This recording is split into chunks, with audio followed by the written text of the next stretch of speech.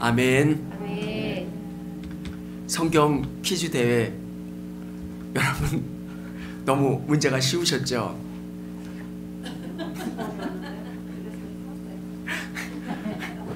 저는 다 맞으면 어떻게 할까 우리 한 목사님하고 그 생각했어요. 근데 저희가 성경 퀴즈 대회 성경 골든벨을 한 목적이 있어요. 올해는 정말 쉽게 내서 우리 성도님들이 정말 성경 읽어야 되겠다 라는 마음을 드리고 싶었어요. 진짜 신앙은 성경에서부터 시작된 거예요. 티베트 불교 아시죠? 티베트 불교에 가보면 거기에도 은사가 있어요. 방언도 하고요, 신유도 있고요. 기독교를 정의할 때 가장 중요한 것은 말씀 위에 우리의 신앙이 곤고히 서가는가. 말씀은 기준이에요. 그래서 우리의 신앙이 말씀으로 해석되고 말씀으로 정의되고 또 말씀으로 우리가 계속 우리의 삶을 이끌어 나가는 것. 오늘 우리가 에스라를 보는데 이 에스라가 왜 중요한가? 역대기, 상하, 에스라, 느헤미야는 에스라가 기록했다라고 전해져 내려와요. 우리는 에스라 낯설죠. 에스라가 누구야? 그런데 에스라는 굉장히 중요한 사람입니다. 포로기 이후에, 포로기가 어떤 경우냐면 이스라엘 백성들이 나라가 망했어요. 그래서 바벨론으로 끌려간, 그리고 오늘은 바벨론이 망한 페르시아의 상황 속에서 이들이 이 말씀을 들려주고 있는 거예요. 나라는 멸망했고 그런 상황 가운데 하나님께서 이 말씀을 통해서 우리에게 들려주시는 게 뭘까? 역대기를 통해서 우리에게 들려주시는 말씀이 뭡니까? 생각은, 신앙은 역대기나 에스라나 느헤미야나 거의 비슷해요. 일관된 게 뭐냐면 왜 우리가 망했나 라고 하는 것을 알려주는 것은 열왕기, 상하라면, 신명기, 사관의 관점이라면 오늘 역대기는 우리가 어떻게 하면 다윗과 솔로몬의 때처럼 부흥할 수 있을까? 우리가 다시 어떻게 하면 하나님이 주시는 부흥을 경험할 수 있고 영적인 능력을 경험할 수 있을까? 한번 여러분 생각해 보십시오. 나라는 망했어요. 그리고 이들이 다 끌려가서 바벨론으로 갔는데 바벨론이 페르시아에 멸망해서 지금 페르시아에 있는 상황이에요. 희망이라고는 전혀 보이지 않아요. 그런데 이들이 여기 왜 끌려왔어요? 하나님 잘못 믿어서 끌려온 거잖아요. 그들이 어떤 생각을 하겠어요? 하나님이 지금도 우리를 사랑하고 계실까? 이렇게 잘못 믿고 이렇게 하나님 보시기에 아름답지 못한 모습으로 살았는데 하나님이 우리를 기억하실까? 우리 잘못 믿으면, 주일 한번 빠지면 진짜 하나님이 나 벌 주시는 거 아닌가? 그런 마음 같잖아요. 오늘 이스라엘 백성들이 그런 생각을 했어요. 하나님이 나를 기억하실까? 진짜 하나님이 우리를 회복시키실 힘은 있는 걸까? 이들이 이런 신앙적인 갈등과 신앙적인 질문을 갖고 이 성경을 기록한 것이고, 이 성경의 답은 하나님을 온전히 예배하고 하나님께 돌아오면 이들이 다시 부흥할 수 있고 다시 회복될 수 있다라고 하는 것을 말씀해 주고 계신 거예요. 저는 청주교회가 갖는 능력은 신앙의 순수함이라고 생각합니다. 사람들이 자꾸 신앙을 세련되게 믿으려고 그래요. 지혜롭게 판단하고 생각하면서 믿으려고 그래요. 저는 바보처럼 믿는 사람들, 순수하게 하나님 앞에 선 사람들, 정말 하나님 앞에 선 그것이 전부인 것처럼 나가면 하나님이 그 사람들을 회복시켜 주시고 그 사람들을 통해서 일하시는 거예요. 오늘 폐허와 절망 가운데 있는 이스라엘 백성들에게 하나님이 요구하시는 게 뭐냐면 너희 믿음으로 다시 서라. 그러면 이전 그때처럼 다시 설 수 있다라고 하는 것. 사랑하는 여러분, 오늘 우리가 보면 페르시아에 있던 사람들이 예루살렘으로 돌아오는데 3번에 걸쳐서 돌아오게 됩니다. 포로기에서 돌아오는데 오늘 11절에 보면 세스바살 이 사람이 돌아오는 1차 귀환 때가 있고요. 오늘 에스라서에는 2차 귀환 때 돌아온 거고요. 우리가 아는 느헤미야는 3차 귀환 때 돌아온 겁니다. 1차 귀환 때 돌아와서 수룹바벨, 세스바살이 성전을 건축하다가 성전 건축이 중단됩니다. 그래서 예수아와 학개가 그 성전을 완공합니다. 성전을 완공했지만 이들이 예전에 생각했던 그 영적인 부흥을 경험하지 못한 겁니다. 이 사람들이 생각했던 게 뭐냐면 페르시아에서 이 예루살렘으로 돌아온 다음에 성전을 지으면 영적인 부흥을 경험할 줄 알았습니다. 성전만 지으면 이들은 달라질 줄 알았습니다. 그런데 뭔가 달라지는 게 아무것도 없는 겁니다. 거기에서 낙담하기 시작합니다. 그래서 2차 포로 귀환 때 에스라가 들어와서 말씀 운동을 합니다. 성전이 지어진 진짜 목적은 말씀으로 사는 겁니다. 진짜 여러분 안에 하나님의 능력을 경험하려면 이 말씀이 여러분 안에서 삶으로 나올 수 있도록, 이 말씀이 여러분의 삶에 절여지도록 사는 겁니다. 그리고 3차 포로 귀환 때 느헤미야가 예루살렘 성벽을 재건하는 것, 그래서 에스라 느헤미야서에 나와 있는 이야기입니다. 오늘 저와 우리 성도님들께서 이 말씀을 통해서 어떻게 하면 우리가 영적인 부흥을 경험할 수 있을까? 어떻게 하면 하나님께서 우리에게 주신 사명들을 잘 감당할 수 있을까? 우리 교회 가운데 하나님이 주시는 영적인 부흥을 경험하고 우리 직장과 가정과 삶의 영역 가운데 하나님의 부흥을 경험할 수 있을까? 어떻게 하면 될까? 저는 에스라서를 통해서 우리에게 주시는 귀한 은혜가 있다고 믿습니다. 이 말씀을 통해서 깨달은 바를 여러분의 삶에 적용하실 수 있기를 원합니다. 첫 번째는 말씀의 말씀의 체질화입니다. 말씀이 체질화되는 것.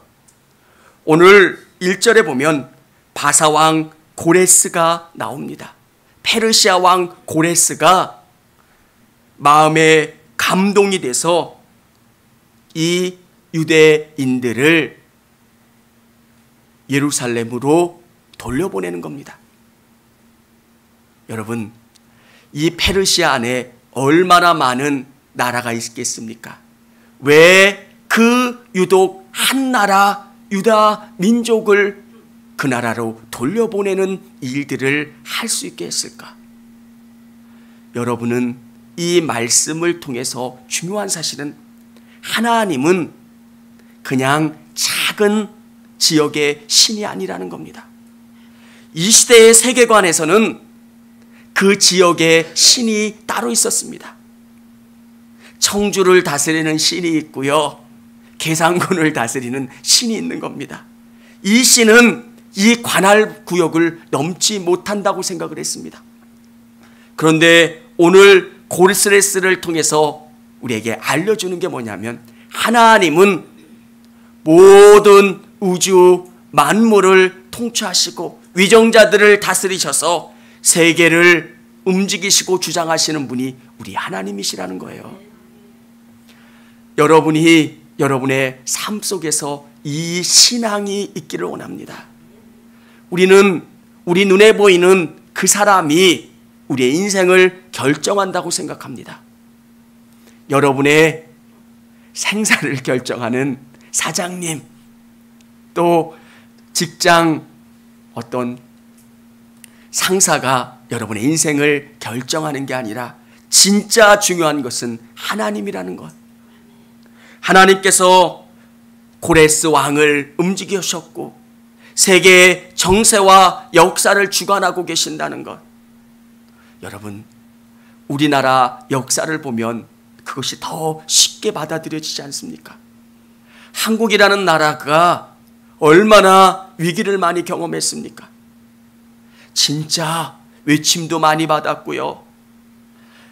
그 위기 가운데, 어려움 가운데 하나님이 이 나라를 내어놓으셨는데 그 위기를 통해서 이 나라가 복음을 쉽게 받아들였고 그 복음을 통해서 온전히 이 나라가 바뀔 수 있었다는 거예요. 일본이라는 나라는 복음화율이 1%가 되지 않아요. 임진왜란 그때에 캐톨릭이 들어갔지만 그 캐톨릭이 그들 가운데 뿌리 내리지 못한 이유가 뭘까? 그들의 지배계층이 바뀌질 않았습니다. 한국은 정말 뿌리째 변화가 되었고 그 속에서 정말 낮은 하층민서부터 높은 양반까지 예수 그리스도를 믿고 변화되는 일들을 경험하게 되는 것. 그 모든 역사를 하나님이 주관하셨고 그런 상황과 역사 가운데 예수 그리스도가 깊이 뿌리 내릴 수 있게 되었다라고 하는 것. 이 복음의 관점으로 역사를 보면 역사가 다른 관점으로 보이게 됩니다. 사랑하는 성도 여러분, 여러분의 인생 속에서도 하나님이 깊이 개입하신다라는 그 믿음을 갖고 여러분께서 위로를 받으시고 힘을 얻으실 수 있기를 원합니다. 하나님께서 이스라엘 백성들을 통해서 이 팔레스타인 땅에 와서 성전을 건축하게 해주셨습니다. 보통 열심이 아닙니다. 그런데 이들은 이 성전을 지었지만 얼마간의 시간이 지난 다음에 예전처럼 똑같이 자포자기하는 마음을 가졌다는 겁니다. 여러분, 진짜 중요한 것은 보이는 건물이 중요한 게 아니라 그 건물을 통해서 어떤 일들이 이루어지느냐가 더 중요한 겁니다. 청주교회는 아름다운 성전은 가지고 있지 않습니다. 그런데 진짜 중요한 것은 이 성전 안에서 어떤 일들이 벌어지냐는 겁니다. 오늘 학개서를 통해서 하나님께서 너는 뒷산에 가서 나무를 베어다가 이 버려진 돌멩이로 하나님의 성전을 지으라고 말씀하신 이유는 이 성전에서 어떤 일이 이루어지느냐가 중요한 겁니다. 이 성전에서 이루어져야 될 것은 하나님의 말씀을 배우고 이 말씀을 나누고 이 말씀이 여러분 안에 들어오는 겁니다. 신앙이 무엇이냐고 저한테 물어보신다면 신앙은 말씀을 여러분이 먹고 그것을 통해서 내 거로 만드는 겁니다. 바울이 만난 하나님의 이야기가 있다면 여러분 한 분 한 분이 말씀을 통해서 체험하고 경험한 하나님의 이야기가 있어야 되는 겁니다. 그게 간증인 거고요. 신앙의 이야기예요. 왜 남들의 이야기는 많이 듣지만 진짜 하나님이 말씀을 통해서 나와 만나주시고 나와 경험케 하신 그 이야기들. 처음에 제가 예수 믿고 싶어서 수많은 간증 테이프를 들었어요. 그러면 간증 테이프 들으면 그때 마음이 뜨거워지는 것 같아요. 얼마 지나지 않으면 그 마음이 식어져요. 그렇잖아요. 설교 말씀 들을 때도 마음이 뜨거워지는 것 같지만 그것이 어느 시점이 지나면 또 사라지고 잊어져요. 그런데 진짜 중요한 것은 이 말씀을 읽는 거예요. 말씀을 여러분들께서 시간을 내셔서 말씀을 읽으셨으면 좋겠고요. 저희가 이 밴드에 말씀을 올려지는 것은 이 말씀이 새벽에 또 같이 나눌 말씀이기 때문에 여러분을 통해서 읽어보고 오시라는 겁니다. 그리고 그 말씀을 읽고 또 이 말씀을 한 2년 3년 걸려서 설교를 다 하면 또다시 말씀이 한 번 더 반복될 거예요. 그러면 일평생 몇 번의 성경을 읽을 거고요. 그 성경을 내 거화 만드는 작업들. 사랑하는 여러분, 우리 안에 정말 말씀이 체질화되는 저와 우리 성도님들이 되시기를 바랍니다. 말씀은 살아있고 운동력이 있어요.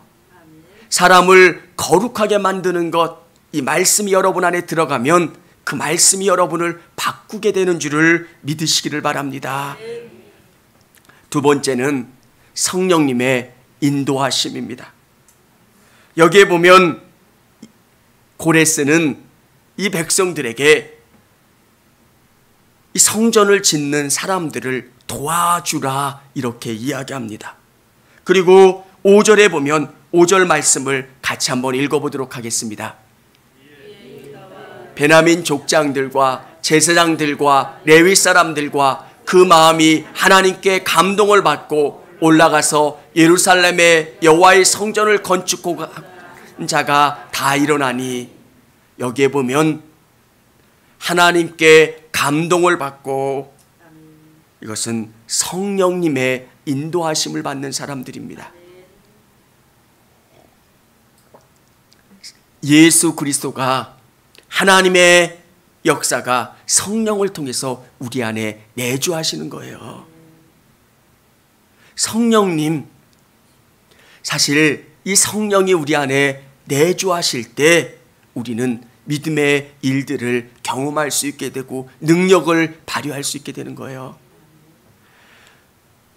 우리가 믿음의 사람들의 이야기를 들으면 그 사람들이 엄청난 일들을 할 때, 저 사람들은 그냥 아무런 갈등이나 고통 없이 그 일들을 선택하고 결정했을 거라고 생각하지만, 여기 바벨론에서 또 페르시아에서 예루살렘으로 돌아온 사람들은 보통 사람들이 아니에요. 70년이 지난 그때에 이들은 그 페르시아에서 뿌리를 내린 사람들이에요. 1차 귀환 때 한 5만 명의 사람들이 귀환을 합니다. 2차 에스라와 함께 2천여 명의 사람들이 귀환을 합니다. 5만 명의 사람들이 귀환을 했는데 그 사람들은 포로로 끌려가서 3대가 지난 겁니다. 여러분 한번 생각을 해보십시오. 여러분이 신앙적인 문제 때문에 아프리카로 이민을 가라고 말씀하시면 가실 수 있으시겠어요? 생각이 달라지잖아요. 이준혜 권사님께 하나님의 성령이 아프리카로 가라 그러면 지금 여기에서 기반 다 잡아놨고 오랜만에 아파트도 구입했는데 그걸 다 포기하고 그곳을 사람의 힘으로는 불가능한 거예요. 나의 일로 적용하면 쉽지 않은 거예요. 그런데 오늘 이런 일들이 가능했던 이유는 성령님이에요. 하나님의 영이 감동을 해서 하나님께 감동을 받고 올라가서 하나님의 영이 감동케 해 주었기 때문에 그 일들이 가능했다라고 성경은 이야기해 주고 있는 겁니다. 사랑하는 여러분, 우리가 신앙생활을 할 때, 삶을 살 때 성령님의 인도함을 받아야 그 모든 것이 가능해져요. 어떻게 신앙생활을 하는데 1년도 아니고 2년도 아니고, 저와 여러분이 제가 은퇴하려면 한 25년, 20몇 년의 시간이 있어요. 우리 앞에 계신 권사님과 제가 아무리 사이좋게 지낸다고 해서 20몇 년을 어떻게 매일 좋을 수만 있겠어요? 그렇지 않아요. 사랑하는 아내와도 티격태격할 때도 있는데 환경과 여건이 다른 사람이 20몇 년 동안 정말 행복한 성령밖에는 답이 없어요. 성령님이 아니고서는 어떻게 우리를 연결해 줄 수 있고 하나 될 수 있게 되고 우리 안에 서로를 깊이 이야기하고 사랑할 수 있게 되고 또 그 사람을 위해서 기도할 수 있게 해줄 수 있겠습니까? 답은 성령님이에요. 저는 저의 부족함을 많이 깨닫고 앞에서 기도할 때마다 성령님 도와주세요 이렇게 많이 외칩니다. 저는 참 부족해서 그런지 목회 처음 할 때 어느 성도가 너무 미흡더라고요. 미운데 내가 어떻게 감당이 안 되게 미운 거예요. 그래서 제가 이게 뭐라 그럴까? 화가 너무 치밀어 올라서 제가 교회에서 잤어요. 하나님, 이 문제를 해결해 주세요. 여러분은 웃고 저도 시간이 지나니까 웃지만 그때는 되게 심각했어요. 그래서 교회에서 제가 한 2달 가까이 제가 잘 때는 또 밤을 지새워서 또 언제까지 기도하고 또 강단에서 자고 그렇지 않을 때는 저녁 늦게까지 기도하고 한 2달 정도 지나니까 하나님께서 그 사람을 위해서 기도하고 내 문제를 위해서 기도하니까 어떤 현상이 일어나냐면 그 사람이 이해가 되기 시작하는 거예요. 누가 너무 싫었는데 그 사람을 위해서 내 문제를 위해서 한 2달 동안 기도하니까 어느 날 보니까 그럴 수도 있는 거예요. 그분의 입장에서 생각을 하니까. 내가 한때는 그 문제 때문에 너무 화가 나가지고 잠을 못 잘 것 같았는데 한 달 지나고 2달 정도 시간이 되니까 그 사람의 입장에서 보니까 이해가 되는 거예요. 그럴 수도 있잖아요. 내가 이걸 가지고 왜 이렇게 답답해했지? 제가 그때 느낀 게 뭐냐면 성령님이에요. 성령님이 내 안에 오셔서 입장을 바꿔서 생각해 하게 해주시고 그 사람의 마음이 내 마음으로 이해가 되게 해주시고 그 사람의 마음, 나빠하는 마음, 비난하는 마음이 아니라 그 마음에 상처가 느껴지고 그 마음에 아픔이 느껴지니까 싫어지지가 않는 거예요. 안타까워지고요. 그분을 위해서 더 기도하게 되는 거. 저는 성령님, 그게 우리의 답이라고 생각합니다. 성령님이 오시면 한 번도 가보지 않은 하나님의 나라가 믿어지기 시작해요. 사실 목사가 여러분에게 하나님의 나라를 설명한들 그게 이해가 되겠습니까? 완전히 판타지 소설 이야기하는 것처럼 이해가 되지 않는 거를 설명해 주는 거잖아요. 그런데 성령님이 우리 안에 오시면 한 번도 가보지 않고 한 번도 경험해 보지 못한 그 하나님의 나라가 믿어져요. 체험되고요. 또 이 성경의 말씀이 하나하나가 이해가 되고 깨달아지고 알려주고 또 성령께서 우리 안에 지혜를 주셔서 내가 올바른 선택을 할 수 있게 되고 믿음으로 기도하면 그 기도가 응답되고 또 우리 성도들의 마음을 이해할 수 있도록 그렇게 이끌어주는 게 성령 하나님이세요. 진짜 믿음의 고백들을 할 수 있는 것은 성령님. 여러분들께서 항상 성령님을 고백하시고 인도함을 받을 수 있는 우리 성도님들이 되시기를 바랍니다. 세 번째는 예배의 생활화입니다. 예배. 처음에는 코로나 때문에 이 예배를 실시간으로 중계를 했는데 지금은 여러 가지 상황들 때문에 새벽 예배를 못 들으시는 우리 성도님들이 계셔서 이 새벽 예배를 또 인터넷으로 중계합니다. 저는 우리 성도님들께서 밴드에 올라간 그 말씀을 묵상하시고 또 시간이 지나서 새벽 예배를 참여하실 수 있는 분은 참여하시고 또 못 참여하시는 분은 인터넷이라도 그 예배를 사모하시고 그 예배에 집중하시는 우리 성도님들이 되셨으면 좋겠습니다. 저는 예배를 통해서 하나님이 우리를 만나주시고 우리의 문제 가운데 개입해 주시고 우리 가운데 치료하시는 그 시간이라고 하는 것을 믿습니다. 예배가 얼마나 중요합니까? 하나님 만나는 시간, 정말 우리가 사모하고 고대하고 또 그 예배를 귀하게 생각하는 것. 오늘 고레스 왕이 성전 그릇을 꺼내서 그것을 예루살렘으로 가져가라고 명령합니다. 저는 이 말씀을 보면서 그런 생각을 했습니다. 느부갓네살 왕은 예루살렘 성전에 있는 여러 가지 기구들을 훔쳐왔지만, 약탈해왔지만 이것이 얼마나 귀한 것인지를 잘 몰랐습니다. 그래서 이것은 금덩어리고 이것은 은덩어리라고 생각하고 창고에 그냥 쑤셔 바꿔놨습니다. 그런데 이것을 믿음의 사람들이 예배할 때 쓰면 그것보다 더 귀한 능력 있는 것이 없다라고 하는 것. 사랑하는 여러분, 우리가 세상 가운데 있을 때 이 예배라고 하는 것이 별로 중요하지 않게 느껴질 때도 있습니다. 그런데 예배만큼 중요한 시간이 어디 있습니까? 우리가 충전되는 시간이고요. 우리의 인생의 모든 문제를 하나님 앞에 끄집어내면 하나님이 개입해 주시는 시간.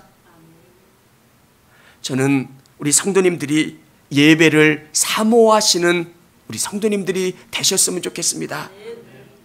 여러분의 사업장에서도 또 여러분 혼자 직장생활 하실 때도 꼭 여러분 혼자 하나님의 말씀을 읽으시고 예배함으로 하루를 시작하시고, 정말 예배하는 것, 하나님 만나는 것이 얼마나 귀하고 소중하다라고 하는 것을 여러분 고백하시고 그것으로 나아가신 우리 성도님들이 되기를 원합니다. 사랑하는 여러분, 오늘 이 성경을 기록한 에스라가 고백하는 게 뭐냐면, 그는 처참한 어떤 폐허적인 상황, 가장 힘든 상황 가운데 이 위기를 극복할 수 있는 방법은 하나님이라고 보았고요. 하나님께 예배하고 하나님께 기도하고 이 하나님의 말씀으로 나가고 하나님의 성령님의 인도함을 받는 것, 그것이 이 위기를 극복할 수 있는 방법이라고 소개해 주고 있는 겁니다. 저는 우리의 상황 속에서도 똑같이 적용할 수 있다고 믿습니다. 여러분들 삶 속에서 위기가 있고 어려움이 있고 질병의 위기가 있다면 그 위기 가운데 다른 것 쓰지 마시고 하나님 앞에 나와 기도하시고 하나님과 대면함으로 이 문제를 해결받으실 수 있는 우리 성도님들이 되기를 원합니다. 우리 청주교회가 갖는 위대한 전통이 뭡니까? 정말 하나님의 능력을 체험한 교회. 아멘. 정말 은과 금은 없지만 하나님의 말씀으로 살고 하나님을 신앙했을 때 하나님이 우리에게 주시는 위대한 체험과 신앙이 있는 교회, 그 교회가 청주교회입니다. 여러분 안에 정말 고백하고 간증하는 것은 정말 말씀을 여러분이 묵상하셔서 여러분의 삶 가운데 그것이 흥건히 스며들어서 말씀이 여러분 화될 수 있도록 계속 그 말씀을 묵상하시고 읽으시고 또 그 말씀대로 살아가려고 노력하시고 성령님의 조명을 받으시고 항상 예배를 사모하실 수 있는 여러분 되시기를 바랍니다.